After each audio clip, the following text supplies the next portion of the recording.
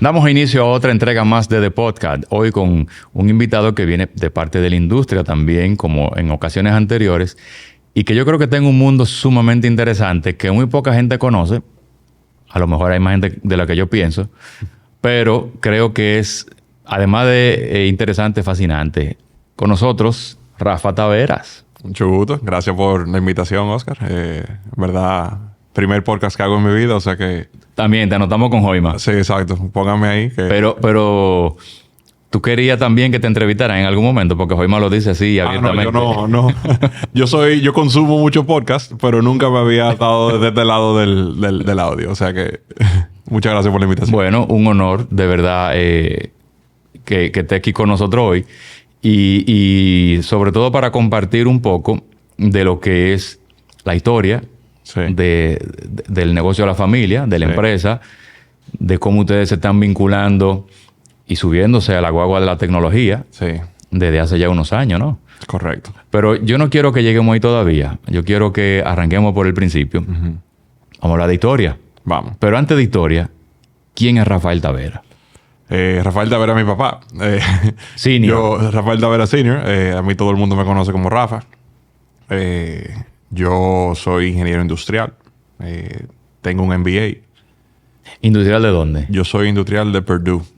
De Purdue en Indiana. En Indiana. Sí, pero te fuiste lejos. Me fui lejos, sí. Yo tuve la oportunidad de hacer los 2 últimos años de bachillerato en Estados Unidos.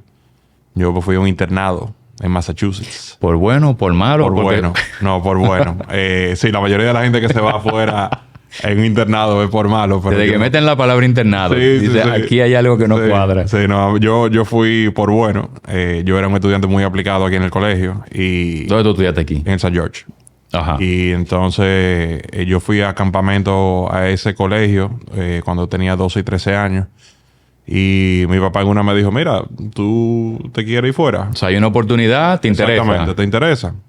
Yo tenía 15 años cuando apliqué al colegio allá. Me aceptaron.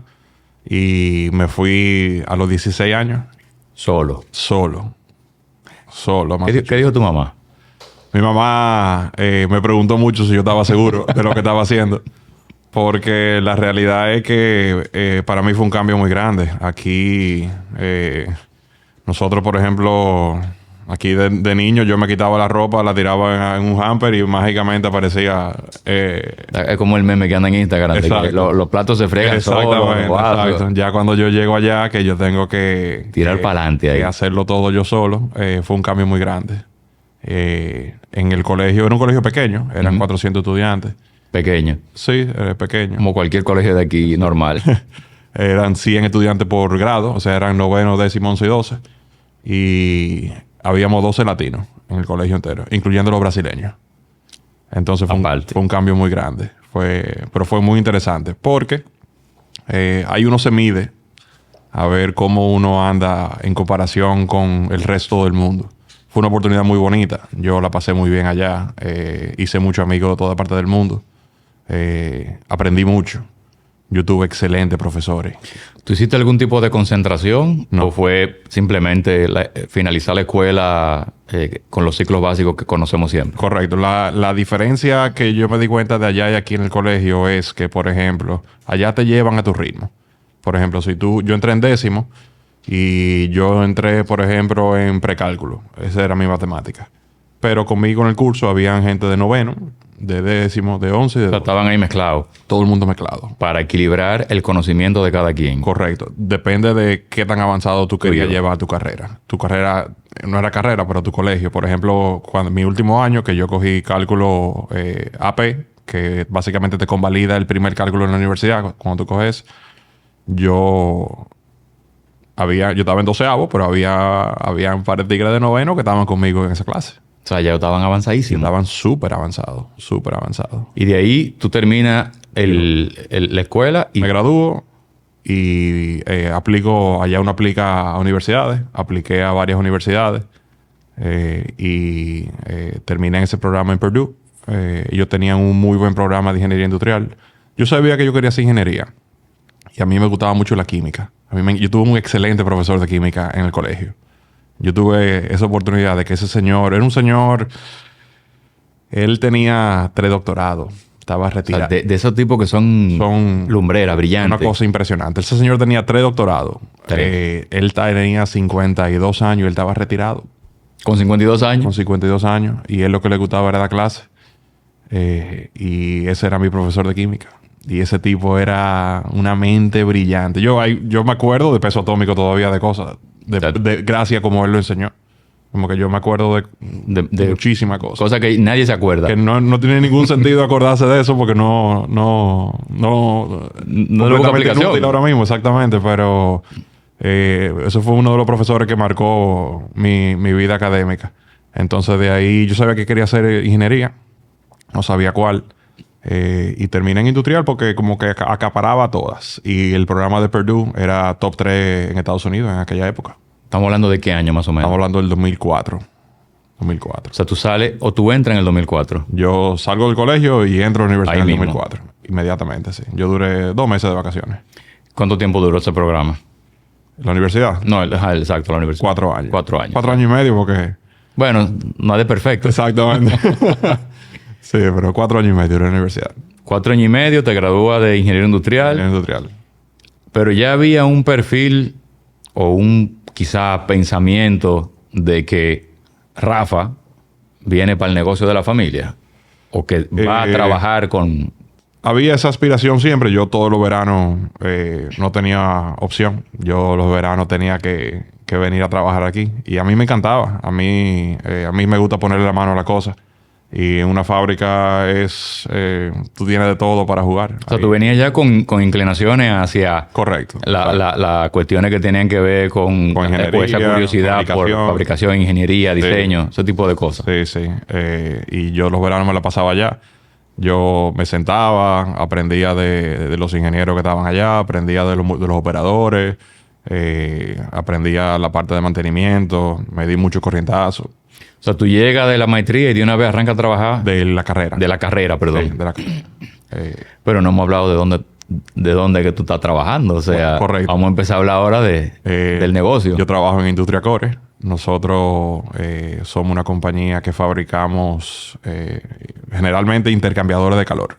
Hay varios tipos de intercambiadores de calor. Comenzamos fabricando radiadores para equipos de combustión interna. O sea, que todo lo que tiene un motor tiene un radiador en el sistema de enfriamiento.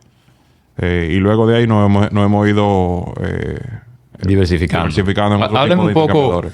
Háblame un poco de los inicios de Industria Core. Yo sé que, y me incluyo, de verdad, yo hasta que no te conocí hace unos años, yo siempre oí hablar de Industria Core. Primero me llamaba la atención el nombre. Sí. Y segundo me llamaba la atención qué es lo que hacen allá adentro. Sí. Y hasta que no me reúno contigo la primera vez, que en 2015, 2014, por ahí quizás. Por ahí quizás un chingado, sí. Es que yo digo, wow, pero aquí hay un mundo de cosas que se hacen. Sí, sí. Industria Core, el nombre viene de la palabra en inglés. The core. The core. The core es el núcleo. Uh-huh. En inglés, el panal del radiador, que es lo que nosotros iniciamos fabricando, se llama el radiator core. Entonces, mi papá vio esa palabra... Los plátanos de una vez. Exactamente, y le puso Industria Core al negocio. Así de sencillo. El negocio mi papá lo comenzó en 1980. Empezó un negocio pequeño. En aquella época todo se importaba en el país. ¿Era el único negocio así o había una variedad de competencia? Habían importadores. Pero fabricantes tengo entendido que no habían. Entonces él comenzó... Él se lanzó a fabricar. Correcto. Él se lanzó a fabricar ese producto que la competencia era importada. Y se lanzó a fabricar eso aquí localmente. ¿Qué lo motivó a irse por la fabricación y no por la importación? Él me cuenta que él tenía 2 proyectos. Tenía un proyecto que era muy caro. No tenía el dinero para poder hacerlo. Y el segundo proyecto que tenía era el negocio de los radiadores. Y en esa época él me cuenta que lo que es hoy en día Proindustria, en aquella época tenía otro nombre, que no recuerdo cómo se llamaba, le estaban dando préstamos a las personas para que comiencen a hacer industrias locales. Y él aplicó para un préstamo de eso. Y le dieron el capital para comenzar. O sea, él tuvo un apoyo y con eso arrancó. Con eso arrancó, correcto. Y otra pregunta que te hago es, ¿por qué radiadores? porque no tenía suficiente dinero para el otro. O sea, él un día se le despertó, se cepilló los dientes y dijo, yo voy a arrancarse de radiadores hoy. Él me cuenta que hay cosas que él veía que se importaban pero que no se fabricaban local. Y eso era lo que él estaba buscando. Si lo vemos desde un punto de vista de cómo se ven las cosas hoy, vamos a decir que él medio hizo un estudio de mercado. Correcto. De ese momento. Exactamente. O sea, él tanteó cómo andaba la cosa y dijo, por aquí que voy. Sí, sí. El país era muy diferente de lo que es el día de hoy. Claro que sí. Hablando de hace ya más de 40 años. Y él básicamente hizo un estudio de mercado empírico. Por aquí, por allá. Si vamos por aquí, esto no me da, por aquí sí, vamos a ver. Y así fue que empezó. Así empezó. El negocio empezó en la calle Seibo, lo que es ahora mismo cerca de la Quinto Centenario, al lado del edificio de Amet. Empezó... El edificio de Amet era un parqueo. Era el parqueo que se construyó para esa zona. Y el local de él estaba justo al lado. Cuando vino el tema de la construcción del Quinto Centenario, todos los edificios que tenían que estar en esa zona tenían que ser mínimo de 4 o 6 niveles. Él tenía un edificio de 2 niveles que acababa de construir hace 2 años. Entonces, él dijo, no, yo voy a cumplir con los requerimientos. Y ese edificio de 2 niveles, básicamente le construyó arriba 6 niveles más. No me diga. Sí, muy interesante era eso. La fundación del edificio tenía 2 niveles principales y luego del tercero al octavo se agregaban al edificio. Y esos niveles eran almacén y se alquilaban había sus inquilinos y todo eso. Y la fábrica operaba en el primer y segundo nivel. ¿Y qué pasó después entonces cuando vino todo el tema de la construcción del Expreso Quinto Centenario y todo eso? Todo bien, el edificio se mantuvo en su sitio donde era, pero ya luego ahí hubo un tema de espacio. Entonces luego cambiamos de ubicación y construimos una nave nueva en la avenida Ortega y Gasset, que es donde estamos actualmente. Estamos hablando que están ahí ya desde el 96. 27, 28 años, una cosa así. Yo recuerdo cuando ese edificio estaba en construcción, que eso estaba completamente vacío. Yo entraba ahí de chiquito y yo decía, wow, esto se ve gigante aquí. Enorme se veía. Se veía enorme. ¿La llegada a ese local fue por algún tipo de situación en particular o un atractivo, un precio, qué sé yo? Él vio esa área ahí bien. Sí. Un buen punto comercial. En esa época la ciudad no llegaba tanto hasta ahí. Bueno, sí, la ciudad llegaba hasta ahí. Sí, pero estaba un poquito alejado. Digamos que no quizá lo vemos desde el punto de vista de si habían acceso, calle, avenida, sino más bien de comercio, de movimiento. Correcto. La mayoría de nuestros clientes, que eran los talleres de radiadores en aquel momento, cuando solamente fabricábamos panales, estaban por ahí cerca. Y sí, fue un buen punto. Ahí se construyó un edificio muy bonito, bien grande. Y lo que pasó fue que a los varios años nos quedamos sin espacio también ahí. ¿Otra vez? Correcto. Entonces ahí tuvimos el chance de comprar el local de al lado. Yo recuerdo, yo estaba en la universidad cuando se terminó de construir eso. Y me pasó lo mismo. Yo entraba a ese edificio y decía, wow. Cada vez te lo veía más grande, ella veía menos espacio. Ahí yo decía, esto nunca lo vamos a llenar aquí. Nunca lo vamos a llenar. Y se llenó. Y hoy en día acabamos de construir otro tercer edificio. Pero no ahí. En la misma Ortega y Gasset. En la misma Ortega y Gasset. Correcto, sí. Y de nuevo, cerca, a una esquina al norte. Y de nuevo me paro en ese edificio y yo digo, wow. Esto no se va a llenar nunca. Esto nunca se va a llenar aquí. Por lo menos por ahora que te den un pequeño, no sé, receso o respiro de que no se llene de una vez. Ojalá que me dure unos 20 años mínimo. Mira, en esa época inicial, que tú simplemente participas en los veranos, estamos hablando de que un negocio que arranca en el 80, ya en el 96 está en proceso de expansión, si se puede llamar de esa manera, pero del 80 al 96 son 16 años donde tú tienes que... primero tú tienes un préstamo, según ese punto de vista, y tú tienes que crecer, tienes que lograr cosas, objetivos, metas. O sea, un negocio que ya con 16 años está expandiendo, está logrando cosas. Sí. Hablando de que tu papá tiró para adelante fuerte ahí. Sí. Esos primeros años fueron años fuertes, pero yo no lo veía mucho. Yo lo veía de noche, era solamente. Fajado todo el tiempo. Fajado. Muy sacrificado. Mi papá siempre fue muy trabajador y me enseñó mucho el valor del trabajo. Y sí, fue... Pero el negocio le fue bien. El negocio fue bien. Mi papá siempre tuvo una excelente atención al cliente. Mi papá es del tipo de gente que le vende hielo a un esquimal. Entonces, él tiene ese don de hablar y de conectar con la gente. O sea, si lo deja hablar, pierde. Sí. Él tiene excelentes relaciones con... él le encanta hablar. A él le encanta hablar. Y él es muy bueno en eso. Muy bueno. O sea, que parte del progreso y del avance ya él lo tenía ganado también. Era simplemente hablar con las personas. Sí. Y aunque mi papá no es ingeniero ni nada... Él es muy detallista. Entonces, él siempre, cada vez que se fabricaba algo, él siempre trataba de que todo quede bien, de que todo quede bonito. Si algo salía de la producción y iba donde un cliente y él lo veía que tenía algún desperfecto, eso se iba para atrás y que lo hagan de nuevo. O sea, que también tenía un control de calidad. Factor de control de calidad, otra de servicio al cliente. De negociación. Estamos hablando de que... Muy completo. Muy completo. Sí. Ahora te hago otra pregunta. El proceso de fabricación, me imagino que empezaba en algún momento, no sé, con una idea, con un diseño, con una conceptualización. En esa época, en los inicios, nosotros estábamos en el mercado de reemplazo 100%. O sea que el trabajo era copiar algo que ya estaba hecho. En esa época nosotros no diseñábamos nada desde cero. Ustedes eran como desarrollador y pintura, más o menos. Sí. En esa época simplemente ya existía una parte, esa parte se dañaba, ese intercambiador de calor se dañaba, ese radiador se dañaba y el trabajo de nosotros era fabricar el reemplazo exacto de esa pieza. Y a veces se hacían mejoras. Hay veces que necesitaba un poquito más de enfriamiento. Ahí los clientes querían que se le agregaran canales y cosas así, los radiadores. O sea, un poquito de custom. Correcto. Un poquito de custom made, un poquito de trabajo ahí. Pero el trabajo inicial en aquella época era básicamente copiar algo que ya existía. Ok. ¿Eso lo hacía quién?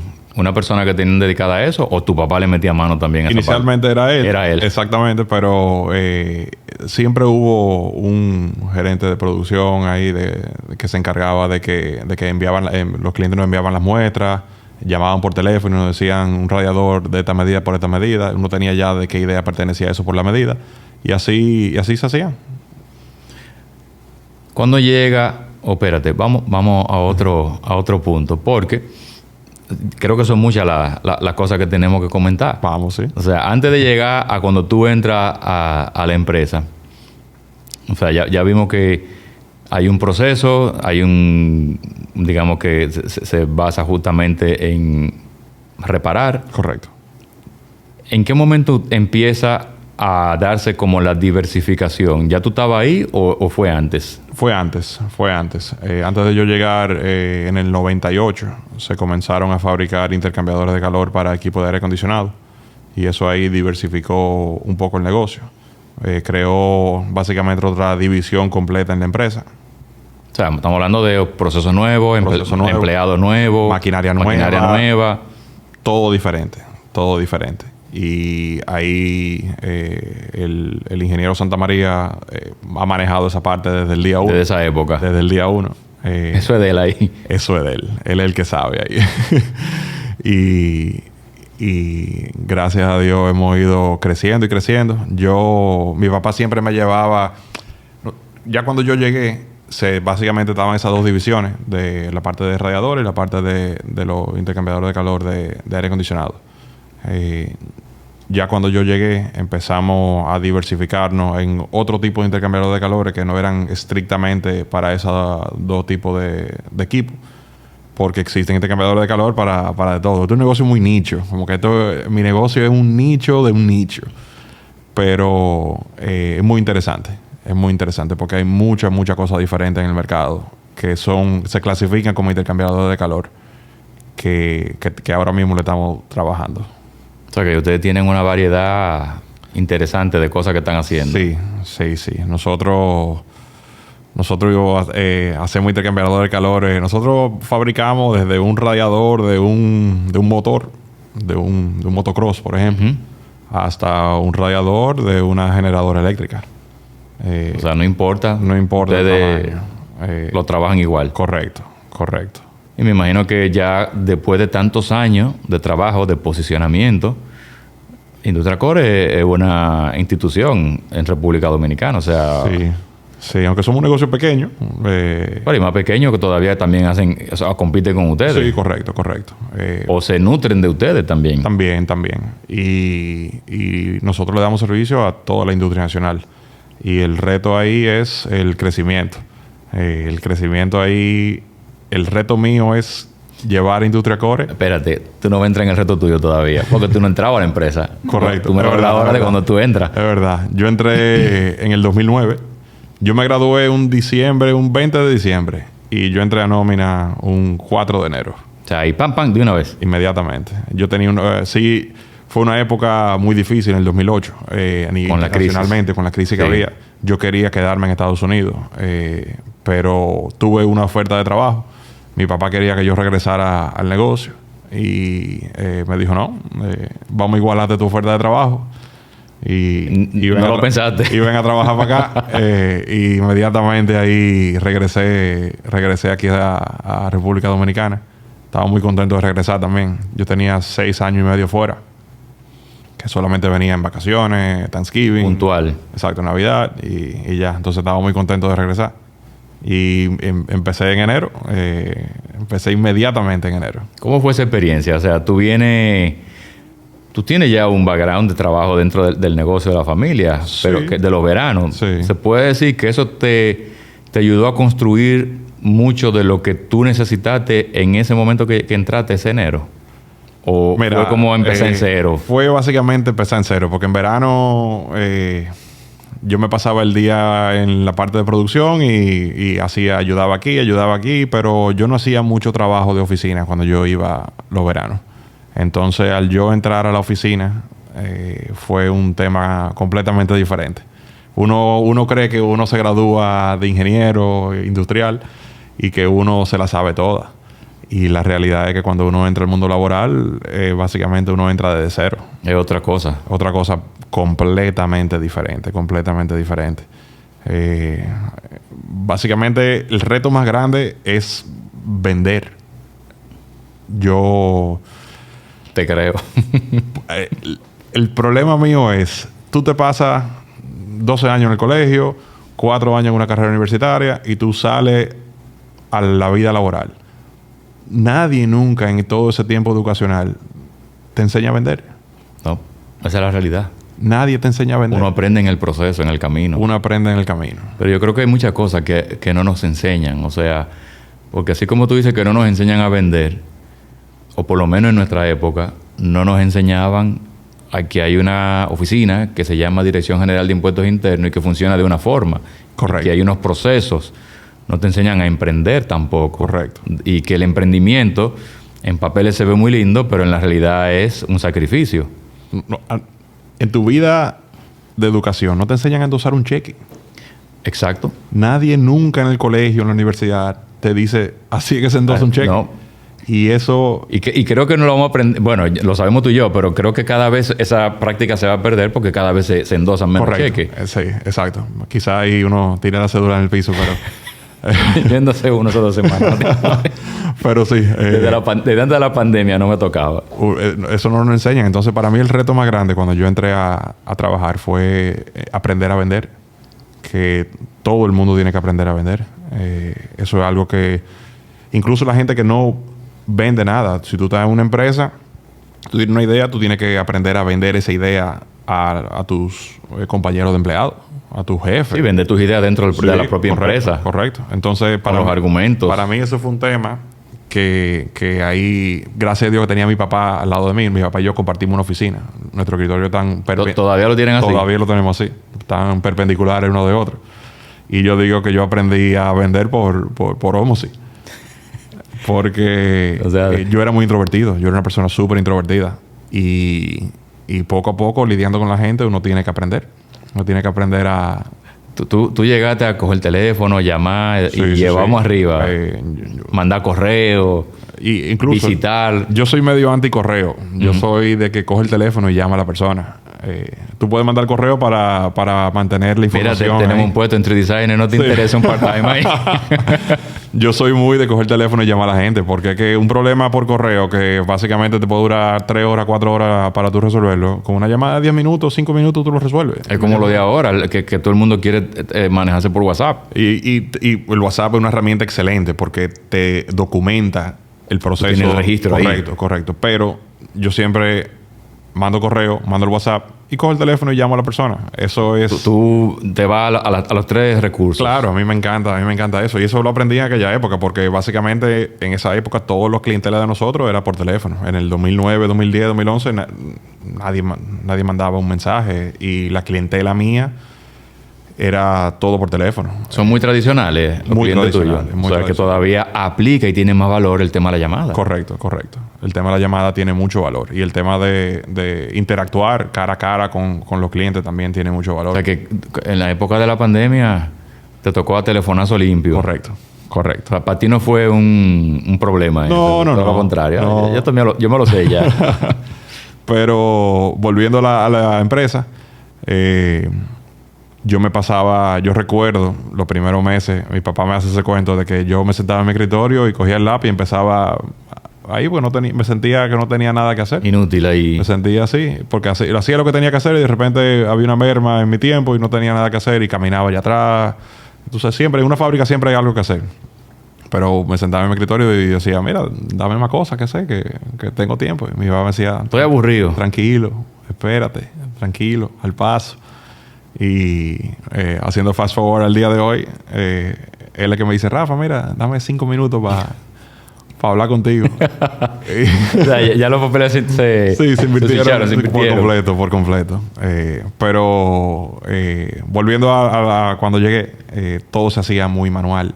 Cuando yo llegué, había un sistema para el inventario, un sistema para la facturación y un sistema para la contabilidad. En DOS. 3 sistemas en DOS. En DOS. Los 3. Los 3 individuales uno de otro. Y al fin del día, uno tenía que hacer un cuadre para cuadrar la información de todos los días. Todos los días. Antes que tú continúes, porque creo que sé por dónde va un poco lo que tú me vas a decir. Ojalá yo la pegue. Pero el comentario que te quiero hacer es que parte de lo que nosotros mostramos aquí en el podcast es diferentes perspectivas, puntos de vista, porque tenemos todo tipo de invitados. Uh-huh. En el caso tuyo, eres la segunda persona que viene a los episodios, que estás en un proceso de transición generacional. Correcto.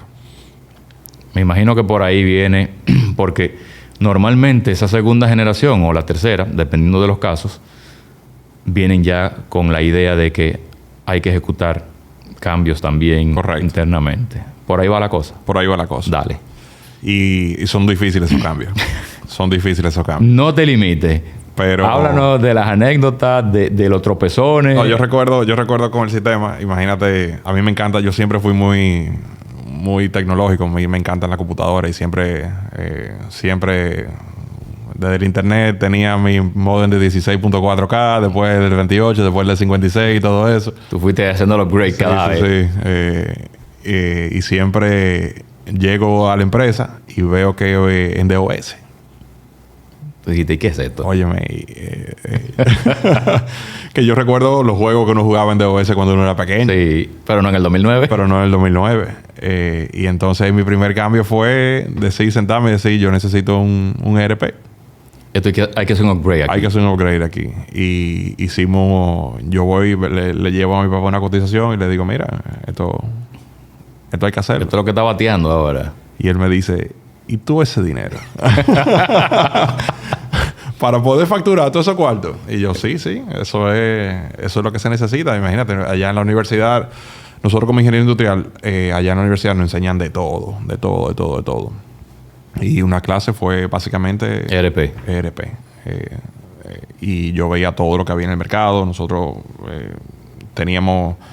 Cada grupo tenía su ERP que manejaba su compra, su venta, todo eso. Y yo tuve la oportunidad de usar Oracle, usar SAP, usar toda la cosa muy chula que había en aquella época. Y cuando yo llego, yo digo, no, hay que cambiar. Y hicimos ese cambio. Mi papá siempre fue muy receptivo. Siempre es muy receptivo. A él le costó, no estoy hablando de dinero, le costó como fundador y como dueño de la compañía ese cambio. No, para nada. Él se adaptó inmediatamente. Sí. Mi papá súper moderno. Súper moderno. No, si se adapta rápido en las transiciones y objeciones por parte quizá de colaboradores, de empleados, porque viene un cambio radical. Correcto. Ese fue mi primer proyecto grande en la empresa, fue la implementación del ERP. Entonces yo era el enlace en la empresa entre los implementadores, la compañía que contratamos y todo el equipo en la empresa. Y el ser humano no le gusta el cambio. A nadie le gusta el cambio. Imagínate a alguien que tiene 5 o 10 años facturando algo que lo hace con los ojos cerrados. Uno venir a introducir una herramienta nueva es difícil, es muy difícil. Tú eres uno más dentro de la lista que ha pasado por aquí que toca el tema del cambio. Sí. Y esa es la realidad. O sea, al ser humano no le gusta el cambio. Estamos prestos o no estamos prestos a hacer transiciones. Correcto. Pero hay que hacerlo. Hay que hacerlo. Si no transiciona, si no cambia, uno no mejora. Ni mejora y te queda. Correcto. Y todo el mundo alrededor de ti mejora. Y luego uno mira atrás y uno dice, oye, ¿qué pasó? ¿Por qué te quedaste? Exactamente. Entonces, en ese momento entra el ERP nuevo, se implementa y hay una transformación dentro de Industria Core. Correcto. Todo el mundo tuvo que aprender todos los procesos desde cero, de nuevo. Que fue un proceso excelente porque hubieron muchas mejoras que se pudieron hacer. Y hasta el día de hoy todavía estamos aprendiendo cosas nuevas del ERP. Y mejorando cosas. Sí, porque siempre hay que mejorar. Siempre hay oportunidad. Siempre hay oportunidad. Siempre. O sea, que ese fue en el mismo 2009, 2010 fue correcto. Tu primer proyecto grande, fuerte. Grande, sí. En el 2009 no me dejaban entrar mucho a la oficina a mí todavía. Tenía que aprender toda la operación de toda la maquinaria y todo eso. Sigue aprendiendo y después hablamos. Pero eso fue el primero grande en el 2009. Pero cuando los veranos, que se me olvidó comentarlo, con los veranos nosotros, cuando yo iba allá a los veranos, ahí estábamos cambiando de los diseños manuales a diseño en computadora. ¿Qué herramienta usaban? Usábamos AutoCAD. Y era básicamente tirando líneas para hacer un cuadrado con dimensiones de un radiador, de un condensador y... Son conceptos. Sí. Y eso llevarlo a producción y que los muchachos de producción entendieran... Interpretaran lo que es eso y fabricaran lo que uno quería que era eso. Nosotros, una persona, un amigo de mi hermana que fue allá y mi hermana es arquitecta y ellos usaban AutoCAD en su carrera. Y nos enseñó a tirar líneas y círculos. Ahí, exactamente. Su polyline. Exacto. Su array. Su arrays. Sí. Ese tipo de cosas. Y ahí... Saludos a Joima. Y ahí entonces empezamos con eso. Y eso era los dibujos que mandábamos para atrás. Cuando estábamos copiando... Cuando estábamos haciendo reemplazos de piezas. O sea, que había un proceso de diseño ya... todavía más formalizado. Correcto. O sea, diseñaba... Computarizado. Se le pasaba a producción ahí medio interpretaba y vamos arriba. Ahí era que empezamos. Y duramos así mucho tiempo y funciona. Y ese sistema que nosotros hicimos funcionó. Santa María es un sistema ahí excelente que hasta el día de hoy, si de repente hay veces que se necesita. Que hay que ir atrás a buscar esos dibujos de antes para llevarlo al día de hoy. Bueno, y me imagino, eso que tú mencionas también fue un gran aporte, porque tienen la capacidad de poder documentar y archivar. No, el historial que se hace con eso es un beneficio tremendo. Porque un dibujo que tú hiciste hace 8 años, 10 años de una pieza, es muy fácil tú echar para atrás y buscarlo. Y tú decir, ¿qué fue lo que yo hice en ese momento? O sea que eso es una herramienta excelente. Ya no son planos que están en una habitación. No, en un archivo con 500 hojas una al lado de otra que te toma 20 minutos buscarlo. Que, un paréntesis, hay veces que tenemos que abrir el archivo. También requiere... Exactamente. De una visita que hicimos a aquel cliente, el dibujo que se hizo en el campo, que se hace a mano ahí rápido. Hay veces que hay que ir a buscar ese dibujo también. O sea que... Nada se descarta. Todo eso creo que nosotros lo digitalizamos incluso. Lo escanearon y lo tienen ya... Escaneado, se puso sus labels. Otro proceso también. Es un proceso difícil. Pero súper útil.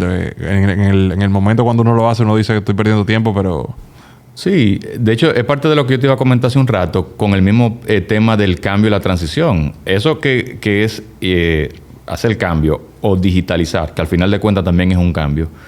Estamos claros que tú tienes una curva muy empinada, pero que después esa curva va a ser una bajada que no termina nunca. Correcto, correcto. Y cuando uno comienza a digitalizar y a hacer diseños de piezas, como tú dices, al principio hay una curva bien alta que uno tiene una curva de aprendizaje, del diseño, de todo eso, pero el beneficio que te da eso en años después es que para replicar esa pieza es muy fácil. Es simplemente ir para atrás y buscar un diseño y decirle, toma, fabrícame eso de nuevo. Y pensar también en que el que estaba en ese momento a lo mejor ya hoy no está. Correcto. Y le toca a otra persona tener que... Va a ser mucho más fácil para él también. Correcto. Y eso es algo que las empresas... que es un sacrificio. Es un sacrificio. Pero es algo que te lleva al otro nivel. No es fácil tú dedicar un tiempo para diseñar, digitalizar, ponerle labels, ponerle nombre a las cosas. Pero poco a poco eso deja su fruto. No, se llega. Se llega, sí. No, y sabiendo muy bien que hay un proceso. Yo no sé si en ese momento se llevaba algún tipo de, no sé, nomenclatura de nombre para saber... Mira, en aquella época... O era todo muy empírico, muy... Ponle lo que sea y... En aquella época los números de partes no se usaban casi. Básicamente todo estaba organizado por cliente. Como que, yo fui a este cliente o a aquel cliente a hacer este dibujo. Búscalo en el folder de ese cliente. Y yo recuerdo que en aquella época Santa María tenía disquetes. Como que los disquetes de 1.44 megabytes. Ajá. Y ahí habían un disquete por cliente. Me imagino que en el mismo folder de ese cliente estaba todo. Todo. La factura, las cotizaciones, no, solamente los diseños. Solamente diseños. Solamente los diseños estaban en disquetes. Y eso funcionaba perfectamente. Ese sistema funcionó por muchos años. ¿Qué viene después de ese primer proyecto? ¿Cuál viene siendo quizá el segundo gran reto después de ese? Para mí el reto... Yo iba a muchas ferias, a muchas convenciones y hice muchos amigos de la industria que hacen lo mismo que yo hago a diferentes escalas y en países mucho más... con mercados mayores. Con mercados mucho más grandes que el de nosotros. Y yo hacía muchas preguntas, ¿cómo tú haces esto? ¿Cómo tú haces aquello? Y yo veía que muchos siempre de repente me mandaban un diseño y me decían, mira, sé que yo lo hago. Y me mandaban... Sí, te mandaban un diseño. Me mandaban un diseño. Sin NDA y ni nada de eso. No. Sí, porque ya un nivel de amistad. Y yo decía, mira... Era de confianza ya. Exacto, era de confianza ya. Yo le decía, mira, ¿cómo un radiador de un Caterpillar, cómo tú lo haces? Un radiador de una Cummins, las dimensiones que tú le pones, qué mejora tú le haces al radiador. Y de repente me mandaban un dibujo CAD. Muy bonito, con una vista isométrica, 3D. O sea, tú veías un 3D ya. Yo veía un 3D. De piezas. Correcto. Una tabla de materiales. Una tabla de materiales con todos los materiales que se utilizaban. Y yo decía, wow. Te estamos hablando que todo es del 2012, 2013. Y yo decía, wow, yo quiero hacer eso. Toca otra transición. Yo quiero hacer eso. Porque al fin del día... si ellos lo hacen, el radiador que ellos fabrican no es mejor el radiador que yo fabrico. Simplemente ellos tienen diferentes herramientas de cómo hacer la misma pieza, pero yo puedo hacerlo exactamente igual. Yo decía, si ellos lo pueden hacer, yo lo puedo hacer también. O sea que ese networking, esa colaboración generó inspiración. Correcto. Y generó confianza. Sí, porque tú miras cómo otra gente hace las cosas en otros mercados mayores. Y, por ejemplo, yo tengo amigos que fabrican piezas directamente para los OEMs. O sea, le venden directamente a los ensambladores. No es el mercado mío, aunque fabricamos lo mismo, pero el mercado de ellos es directamente para el que va a fabricar la pieza original. Todo lo mío en esa época era reemplazo. Y el nivel de detalle que ellos utilizaban para fabricar eso era una cosa tremenda, que yo decía, wow, yo tengo que llegar ahí. Hay que llegar ahí. Esa es la meta. Y me imagino que tú ibas pensando, ¿cómo yo le digo al viejo ahora? ¿Cómo yo le digo que hay que hacer una inversión aquí en diseño, en maquinaria? y todo eso. Pero sí, yo le enseñaba esos planos a él. Yo le decía, mire ese plano. Y él me decía, wow, qué bonito está eso. Y él lo veía y él lo veía claro. Me imagino que ya él sabía por dónde venía la cosa. Sí. O ya ustedes lo hablaban abiertamente. Sí, nosotros lo hablábamos. Y cada vez que me llegaba una de esas, yo se lo imprimía, se lo enseñaba. Tú estabas vendiéndole. Correcto. Yo estaba vendiéndole mi idea. Y al fin del día, lo primero que hicimos fue, él me dijo, no, hazte un curso de diseño. O sea, para empaparte, para conocer más a fondo Yo había utilizado varias herramientas de diseño en la universidad. Porque allá, yo recuerdo, nosotros tenemos un taller allá en la universidad. Chulísimo. Con todo, me imagino. Con todo lo que tú te puedes imaginar. Ahí habían 10 tornos Haas. Wow. 10 fresadoras Haas. De esos tornos, de esa torno de 5 ejes, ¿qué se llama? Una cosa... Una grosería, una exageración. Ahí había de todo. Y nosotros allá, mi primera exposición al diseño fue ahí. Ellos nos dicen, ok, busquen un logo de algo para hacerlo en la fresadora. A reproducirlo en una plaquita de aluminio en la fresadora. Y yo, no, está bien.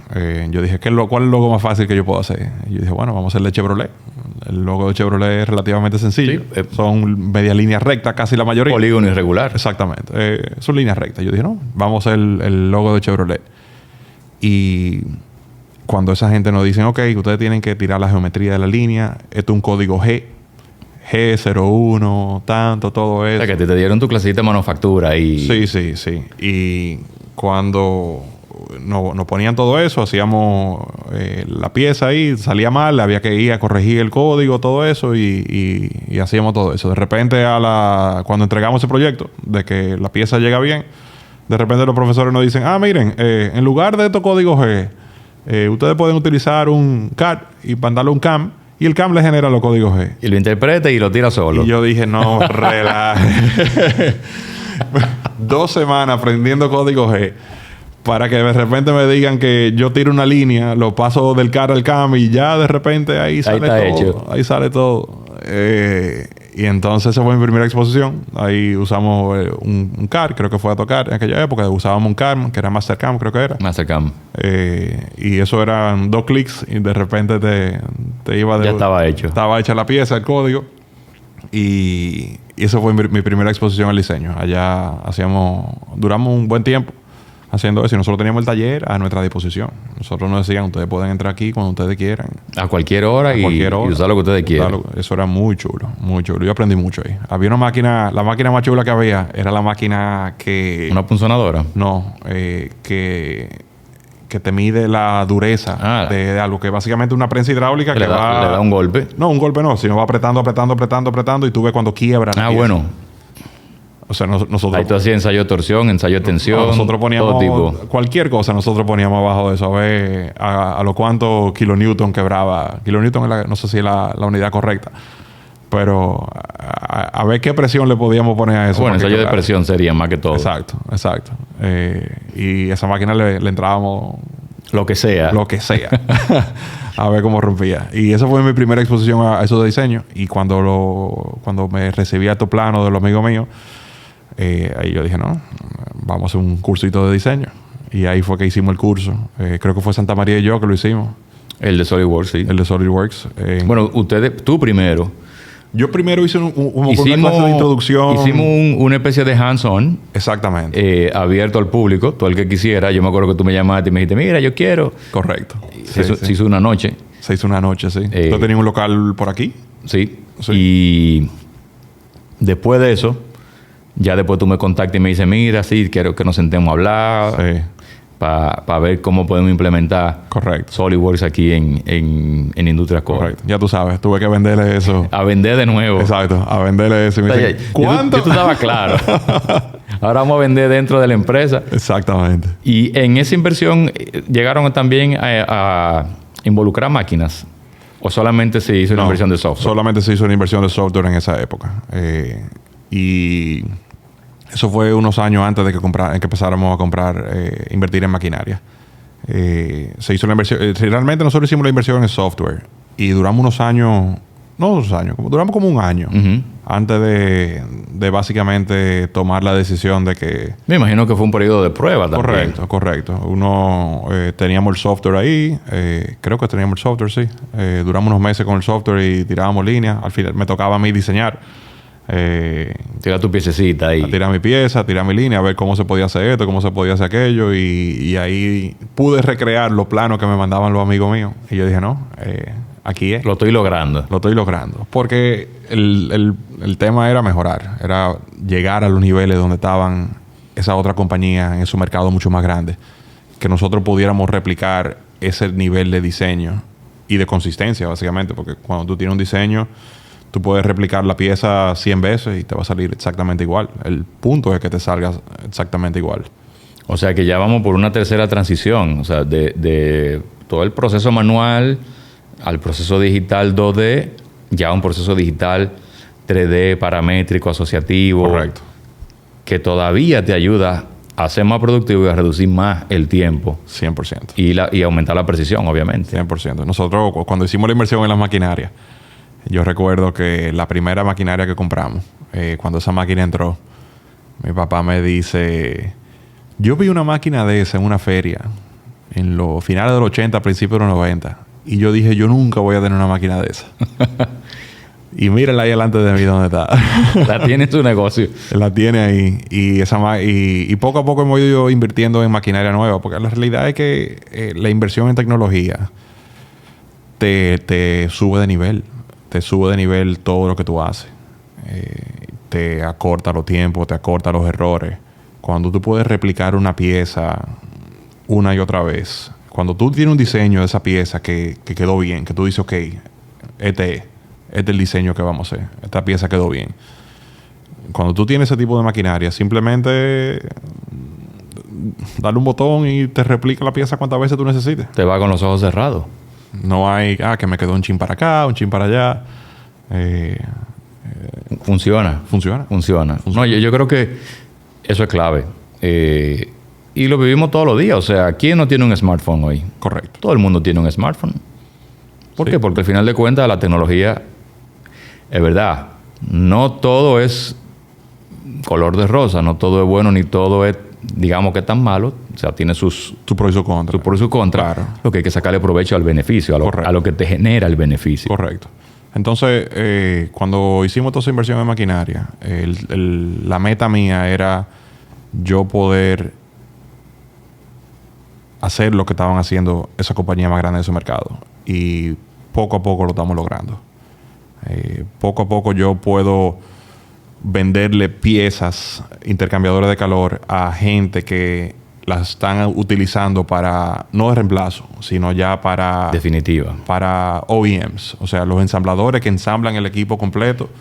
Ya yo puedo decir que hay piezas dominicanas en radiadores, intercambiadores de calores dominicanos, en equipos fabricados en otros países. Y que el intercambiador de calor salió de este país. Pero qué bien. Fue diseñado aquí. La ingeniería se hizo aquí. Porque cuando tú estás haciendo algo de reemplazo, ya la ingeniería otro la hizo. Otro te dice de qué tamaño es, de qué capacidad, todo eso. Ya hay piezas en equipos que fueron 100% diseñadas aquí, en Industria Core. Generada, diseñada, fabricada. La ingeniería se hizo, la ideadas. selección se hizo, la pieza están hecha, todos los componentes están hechos aquí en la fábrica. Todo está hecho desde cero. Pero eso es tremendo. Es muy chulo. Es muy chulo. Llegar a ese nivel... Óyeme, ya cuando tú llegas a ese nivel, me imagino que es una satisfacción muy grande. Sí. Es un reto. Y también, no, claro, hay que estar claro que el camino no es fácil. Claro, y lo bonito es tú intentar llegar a ese nivel. Porque inicialmente hubieron muchos... Yo me acercaba a clientes y me decían, yo necesito que tú me hagas eso. Y yo lo veía y yo decía, wow. Ahí no llego. Todavía yo no puedo llegar ahí. ¿Y hoy? Hoy... Podemos decir que estamos más cerca de llegar. Podemos decir que estamos cumpliendo con muchos requerimientos que hace años yo veía y decía que no podía hacer. Y ya el día de hoy yo puedo hacer. Y todavía nos seguimos retando. Nosotros seguimos de freco, acercándonos a empresas mucho más grandes y decirle, mira, vamos a trabajar juntos. Yo te puedo hacer esta pieza. Y poco a poco hay mucho cambio que hacer. Sí. Porque lo bonito de esos retos es que te obligan a tú mejorarte. Te obligan a tú... A reinventarte. Sí, y a tú adoptar procesos que tú antes no hacías. Por ejemplo, documentar procesos. Documentar procesos es la cosa más tediosa que hay en el mundo. La cosa más tediosa que hay en el mundo. El tú escribir en un papel en letra lo que tú haces por 20 años con los ojos cerrados es súper tedioso. Pero eso te obliga a tú analizar el proceso entero que tú estás haciendo y decir, pero mira, si yo lo hago así, es completamente diferente. Hay algo que se puede cambiar, algo que se puede mejorar. Correcto. Y cuando uno está haciendo negocio con ese tipo de compañía, te obliga a tú mejorar. Te obliga a tú poder intentar imitar lo que otras compañías mucho más grandes que tú en otros países están haciendo. Sí, y al final siempre uno termina, y no lo digo por República Dominicana, lo digo, yo creo que es una naturaleza de Latinoamérica, que uno siempre termina como comparándose de que, bueno, eso lo hacen allá, en Suecia, en Correcto. Dinamarca, en no sé dónde. Exacto. Como que uno se menosprecia y dice, no, de aquí no va a salir. Correcto. Y parte de lo que hemos estado demostrando aquí en el podcast es justamente eso. Sí. Made in Dominican Republic o made en otro país similar a los nuestros. Sí, porque es que, por ejemplo, si alguien fabrica, vamos a usar el ejemplo de, no sé, una botella plástica. Aquí hay empresas que fabrican excelentes productos. Y el que lo fabriquen en Alemania o que lo fabriquen aquí, el alemán no sabe hacer algo mejor o igual que el de aquí. El de aquí tiene años haciéndolo perfectamente bien. Es simplemente que allá hay otros niveles de controles que aquí tenemos que poco a poco llegar. Yo siempre me trato de comparar con gente que están años luz alante de mí. Porque esa es la meta. La meta es llegar a lo que están haciendo esas empresas que son gigantes, multinacionales. Y nosotros como una empresa pequeña aquí en República Dominicana tenemos que imitar a lo que lo están haciendo bien. ¿Ustedes están trabajando con clientes internacionales? Sí. ¿Desde hace cuánto? Desde hace unos 10 años. O sea que esa transición, cambios, diversificación no se quedó en República Dominicana. Empezó a traer o tú saliste a vender, no sé, de la forma que fuera. Sí. Pero posicionaron fuera de aquí. Correcto. Y es un reto muy grande. Es muy grande. Un reto muy grande. Muy chulo. Me encantan. Porque ¿Ese tipo de retos te gusta? Sí. Todo lo que sea difícil a mí me gusta. Y el tú poder... Por ejemplo, algo... Volviendo a que nadie te enseña a vender. El tú... ¿Cómo yo le llego a un cliente internacional, multinacional? Eso es un reto muy grande. Un reto muy grande. El tú decir, yo quiero llegarle a una empresa americana, top 3 de la industria, de cualquier industria que cualquier persona esté.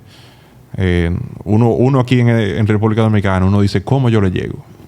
Y ahora mismo hay muchas herramientas que te permiten. Sobre todo hoy. Al día de hoy hay muchas herramientas que te permiten, pero hay que darle ese paso. Muchas veces uno dice... ¿Tú sabes la cantidad de mensajes que yo he mandado a gente que no me han respondido? Es un tema de probabilidad también. Mientras más mensajes tú mandes, más probabilidades tú tienes de que alguien responda. Y es verdad, o sea, hay muchas herramientas. Hay muchos recursos que se pueden utilizar. Muchas herramientas. El día de hoy... Es fácil hoy. Es más fácil. Si uno lo ve en retrospectiva... Al 2009, al 2006. Sí. Pues en aquella época la única manera que uno iba a tener exposición a una gente así era, por ejemplo, yendo a una feria y cruzando los dedos y que tú de repente mires el gafete de esa persona y digas, pero mira dónde trabaja esa persona. Y está bien, tú lo puedes mirar y entonces tú dices, ok.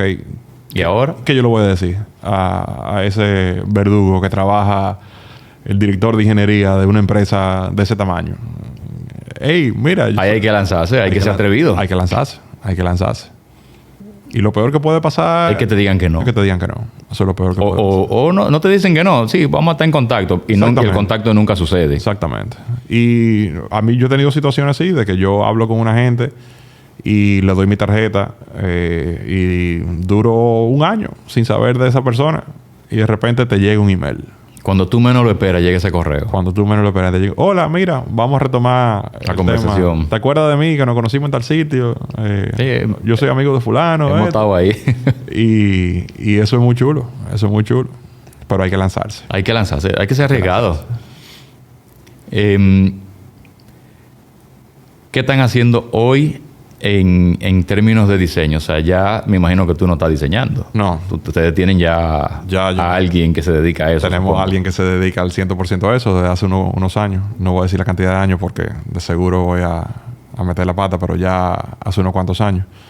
El tema de nosotros es que eventualmente la meta mía es que tengamos más personas diseñando. Eso es lo que yo necesito. Ampliar más. Ampliar más. Esa es la meta. Y esa meta creo que la vamos a cumplir muy pronto. Muy pronto ya tenemos una segunda persona que se entrenó. Hizo su curso. Va para allá. Va para allá. Tira su línea. Y está tomando experiencia, supongo. Sí, está tomando experiencia y poco a poco un día lo sentaremos en el aire acondicionado en una computadora a que lo haga solo. Exacto. Pero sí, la meta es seguir creciendo de una manera controlada, porque también la gente dice, sí, yo quiero crecer, yo quiero ser más grande. Pero hay que crecer de manera controlada. Tomando las medidas, claro. Correcto. ¿Cómo ve, Rafa, la industria, el mercado o los mercados? Porque ya ustedes están en más mercados, pero en general, si hablamos de la industria local, si hablamos de todo este proceso revolucionario que ha habido, que ustedes lo vivieron muy, muy de cerca, de manual, digital, a 3D y todo lo demás que viene por ahí. La industria local tiene mucho potencial. El potencial que aquí, si nos comparamos con otros países de Latinoamérica, ustedes van mucho a Costa Rica y ven lo que hay allá. Yo he hablado mucho con personas de allá y yo me he dado cuenta de que allá hubo un cambio, un antes y después de Intel. Un cambio muy fuerte. Un antes y un después muy grande de toda la industria de ese país. ¿Eso es así? Básicamente, esa empresa multinacional se instaló allá y obligó a elevar el nivel de toda la industria local. De toda la industria local. Y aquí, cuando hacemos negocio con compañías multinacionales, zona franca y todo eso, y de exportación, nos obligan a elevar el nivel. Y la industria aquí, yo siempre le digo a la gente, invierte en tecnología, invierte en maquinaria. Porque el que un taller de mecánica invierta en tecnología me beneficia a mí. Beneficia al país completo. El otro invierte en tecnología, el otro se especializa en algo, se tome un curso de lo que sea, un curso de diseño, implemente lo que hace. Eso eleva al país completo. Y todos nos obliga a ser mejor.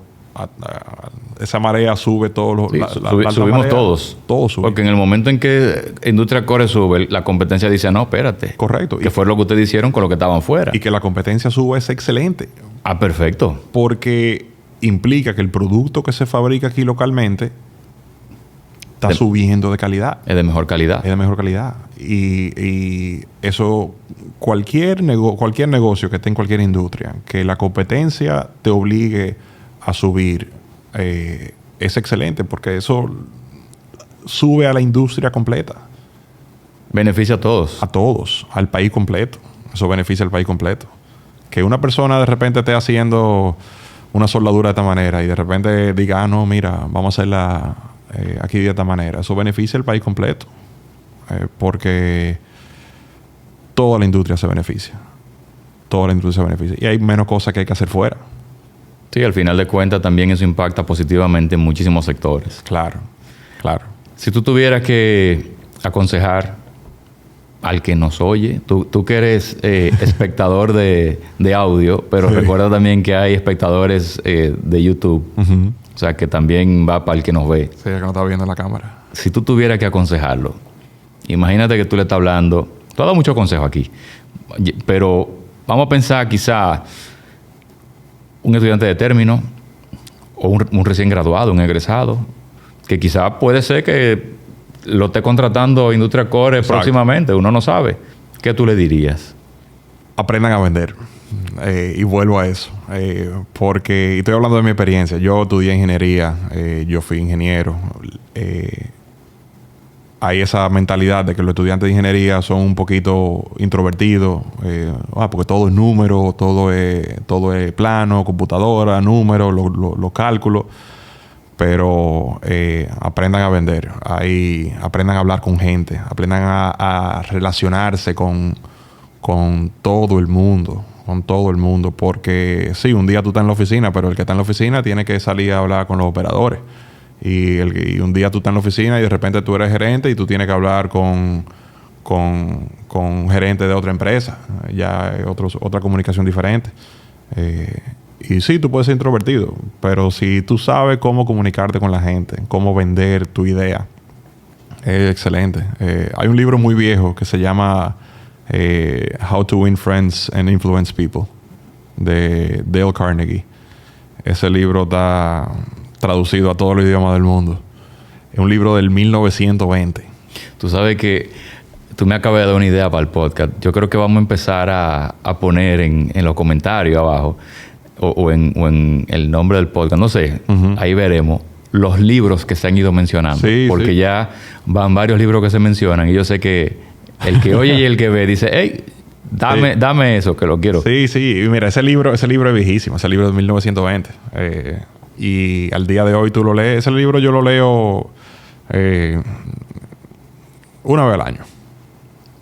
Y a pesar de que de 1920 y tanto, con ese libro que tú lo lees una vez al año, te vuelve a actualizar. Te vuelve a actualizar. Porque es una cosa tremenda. Es buenísimo. Te ayuda a todo ese tipo de relaciones interpersonales. Porque sí, pues como lo estamos hablando, tú estás en una feria, tú ves una persona que es un director de ingeniería de algo y tú quieres acercártele a hacerle una pregunta. Es difícil. Tú das ese paso y decirle, hola, mira, yo soy Rafa de República Dominicana. Te dicen, entonces... Empiezan a calcular. República Dominicana, ¿dónde quedará eso? Eso es Punta Cana, la playa. Al lado de Punta Cana. Sí, cerca. Ahí. Entonces, ese libro es muy chulo. Ese libro es muy chulo. Y se lo recomendaría a cualquier estudiante, a cualquier persona de cualquier nivel, en verdad. Ese libro es muy chulo. A los estudiantes, a mí me gustan mucho los STEM, las carreras STEM. Las carreras STEM. Science, Technology, Engineering y Math. Porque el que estudia cualquier carrera de esa puede ser lo que sea. Pero el que estudia cualquier otra carrera es muy difícil que sea eso. Se puede, porque sí hay gente que son... Claro. Se puede. Pero, por ejemplo, si tú estudias diseño, tú haces tu diseño industrial y a ti te gusta la historia, tú puedes abarcar la historia. Abarcar la historia también. Pero es muy difícil para una persona que se gradúe de historia decidir, vamos a ser diseñador industrial. Entonces, esos skills, esas habilidades que uno puede desarrollar en la universidad y que es muy difícil desarrollarla después. Es muy difícil desarrollarla después. Entonces... Le toca a uno desarrollarla por su cuenta. Correcto. Y luego ya... Y más difícil. El trabajo, la vida, la familia, y muy difícil luego desarrollarla. Entonces, a mí me gusta mucho esa carrera de STEM porque el que hace cualquier carrera de STEM, yo opino que puede hacer lo que sea. Si tú te gradúas de... qué sé yo, de ingeniería industrial y a ti lo que te gusta es la publicidad, tú puedes ser ingeniero industrial y graduarte de publicidad, pero es mucho más difícil graduarte de publicidad y arrancar para lo otro. Y arrancar para la ingeniería. Entonces, yo siempre les recomiendo a todo el mundo que me dice, Rafa, como que recomiéndame qué estudio, lo que tú quieras, pero que sea de STEM. Y también depende mucho de las habilidades que tengan. Sí, porque hay gente que, en definitiva, STEM, bueno, lo voy a pensar. Bueno, ya estamos hablando del que estudia medicina, el que estudia... Ya esos son otros 500. Sí, no, pues ya el que estudia medicina, para mí eso es una vocación. Mira, Rafa, yo quiero agradecerte muchísimo, de verdad. Para mí ha sido una súper conversación. No, gracias por la invitación, es verdad. Ahora, yo no te puedo dejar ahí sin que tú despidas el episodio. Vamos. ¿Tú sabes despedir? No lo he hecho antes. No, pero te voy a dar los tips. Ok. Suscribir. Ajá. Dar like. Ajá. Y la campanita. Ok. Aquí. Allá. Aquella. Señores, gracias por compartir con nosotros el episodio de podcast. Suscríbanse. Por favor, suscríbanse a ese botón que está aquí abajo. Debe de ser, supongo. A ese botón que está aquí abajo. Denle a la campanita para que le lleguen las notifications de los próximos episodios. Y denle like. Y denle like a este episodio. Rafa. Tremendo. Gracias, Oscar. Gracias a ti.